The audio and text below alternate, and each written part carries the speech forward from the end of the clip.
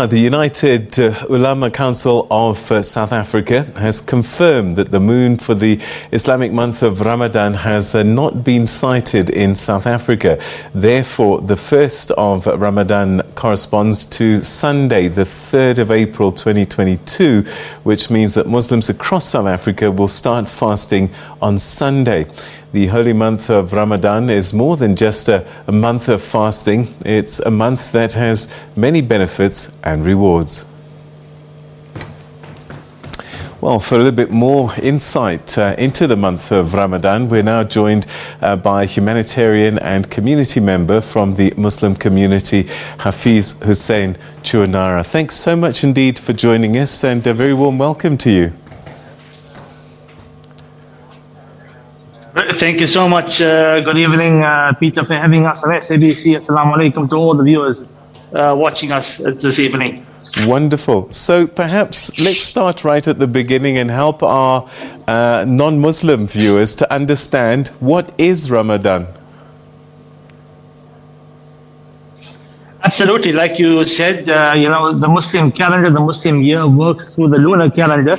So the moon was not sighted 2 nights ago, which means the first of Ramadan, which is the month of fasting. It's the 9th month of the Muslim calendar. Starts where Muslims start fasting tomorrow, which is Sunday in South Africa. Of course, in other parts of the world where the moon was sighted, like in the Middle East, such as Saudi Arabia and other parts of that part of the world, they started fasting. The Muslims in that part of the world started fasting today. But in South Africa, we start fasting tomorrow, which means that the fasting month, the month of Ramadan, actually starts tonight. The Muslim day, a day in a month, starts after sunset. So it's actually the first of Ramadan as we speak, after sunset. And the first prayers was tonight, and I'm speaking to you live from a mosque in the Western Cape. So what is the month of Ramadan about? What does it signify if you take us back in history?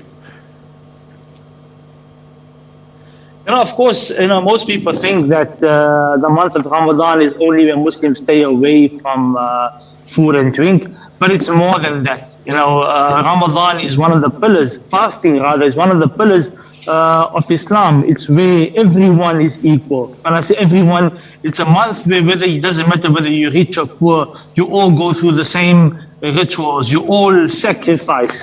And it's about bringing each person closer together, whether in your families, whether as a community, whether as the Muslim global community, to come together and just besides staying away from food and drink from sunrise to sunset, as well as staying away from desire from sunrise to sunset, but also just detoxifying the body, cleansing of the mind, thinking of the next person first.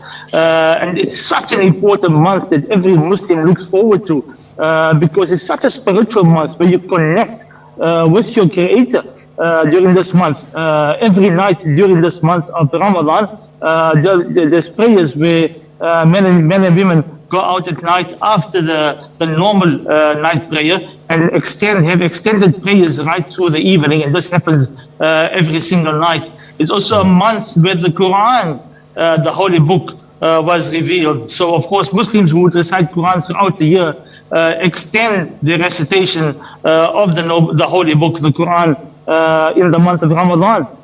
In the prayer at night, in the mosques, like for example in the mosque where I'm standing right now, but of course outside of it as well. It's also about, Peter, it's about thinking of those less fortunate.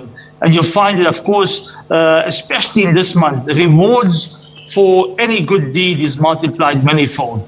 So you find many people give charity, decide to give their charity in this month. In the zakah, which is obligatory charity for every Muslim of means, one of the pillars of Islam, most people decide to give their zakah or their charity during this month because of the extensive rewards that the Almighty has blessed us in this month. So you find lots of charity happening, lots of feeding happening as well.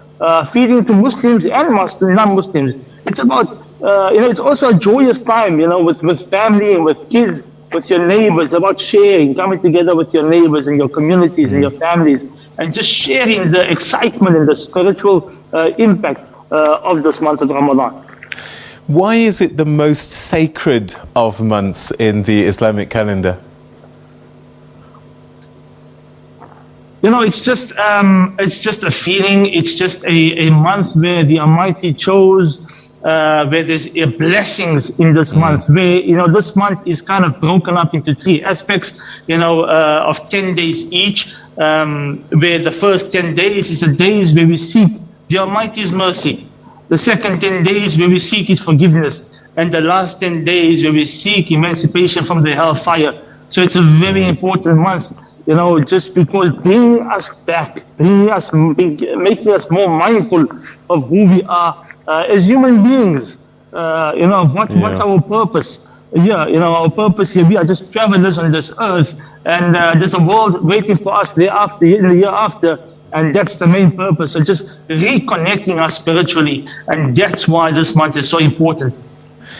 So tell me about maybe your personal journey. You've done this all your life. What kind of changes do you go through, and how do you feel once that fast is broken and the month has come to an end? What will have gone through your life? You know, Peter, growing up in a home, watching my dad being involved in community work, you know, this came where, you know, for example, I started fasting, staying away, fasting meaning staying away from food and drink at the age of 6 years old.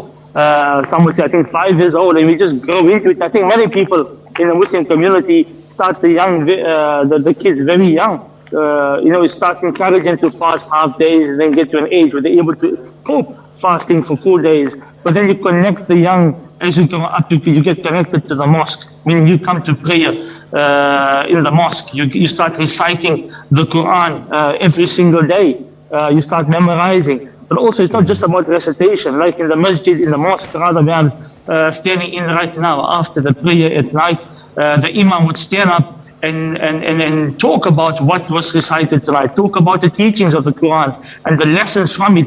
So people, men and women who come here, take lessons from the Quran besides just a recitation that happens. And I tell you, it's a very important feeling. It kind of, when you stay away from food and drink, Peter, you kind of, you know, you kind of just, you're more calm, you're more conscious, you're more aware of how you deal with people, of how you speak with people, about how you go through your day. You're more, there's a live in consciousness in every aspect. And I think that for me is the main thing which I take from the month of Ramadan, is just being more conscious and more aware. I'm just trying to also understand what it is about the fasting, because you've just given me a clue a little bit, I guess, about you become more conscious of things. So to explain how fasting helps in this process. So when we say fasting, let me explain to you the practicality of it. The practicality of it means from sunrise. So before the sun rises, before the morning prayer, before sunrise, every Muslim person would stop eating. Basically, we will wake up in the morning, but tomorrow morning here in Cape Town, we will wake up before the sunrise. We'll have a meal as a family together, and when the sun rises, we go for prayer. And before that, we go for prayer. We stop eating, and we don't eat throughout the day, right up until sunset, when it's a sunset prayer, and then we come together and break our fast. That is a sacrifice, to go through the entire day without consumption of anything, not even water. So that in itself is a sacrifice. That kind of puts things into perspective of those who don't have around you, those who sacrifice every single day because they face challenges or they're in a poverty situation. Doesn't matter who you are, you're all in the same boat. You're all not eating, you're all not drinking, you're all praying, you're all more conscious, you're more aware, you're all seeking for that reward. In this month of Ramadan, Peter, there's also one night. In Arabic, it's called Laylatul Qadr. In English, it's called the night of power, the night of 1,000 months, where every single Muslim person during this month of Ramadan would seek that night, a night where rewards are multiplied manyfold. So it's just a month where you're just connecting and seeking that reward, seeking the Almighty's mercy, seeking His forgiveness, because sometimes we get so busy in our lives, Peter, we forget sometimes spiritually what's important. We forget about the next person. And for me, the month of Ramadan, you ask me what does it mean for me personally? It's about the next person. It's about thinking about them as well. Just as important as you're thinking about yourself while you are sacrificing as well. All right, and so it starts with the sighting of the moon, and I guess this is how it ends as well, another sighting. Absolutely. So the sighting of the moon, so in another 29 days' time, when the moon is born, especially in South Africa, I'll give you the context of South Africa, we would go out here in the Western Cape, we'd go to Signal Hill, or we'd go to the foreshore in Sea Point, and we'd search for the moon to see it. And once the moon is sighted, of course, then it signals the end of the month of Ramadan. And of course, then the next day would be the celebratory day of Eid al-Fitr. My dear brother, thank you very, very much indeed for joining us and sharing with us this very sacred and holy tradition that Muslims go through each year. Thank you so much for your insights, and we wish you the best during this period. Ramadan Kareem to the entire viewers of the SABC News team. Thank you for having us. Wa alaikum assalam wa rahmatullahi wa barakatuh. Thank you. Thank you. Shukran. All right, so that's an interesting chat, an interesting conversation, and it's always good to get an understanding of different cultures and the reasons that some of these practices come into being and how they help people. All right, we're going to take a break, and when we come back, we'll have much more for you right here on The Globe.